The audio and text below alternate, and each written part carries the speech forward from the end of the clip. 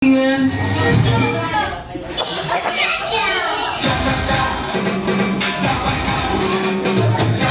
hindi sila nagsisimula ng walang masigabong palakpakan ng kasama.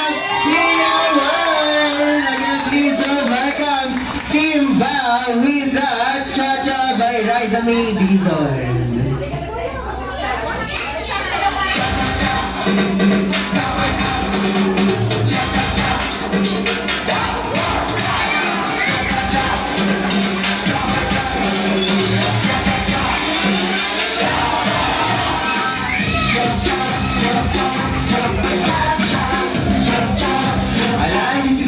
Masaya ang timba natin. Palitan natin.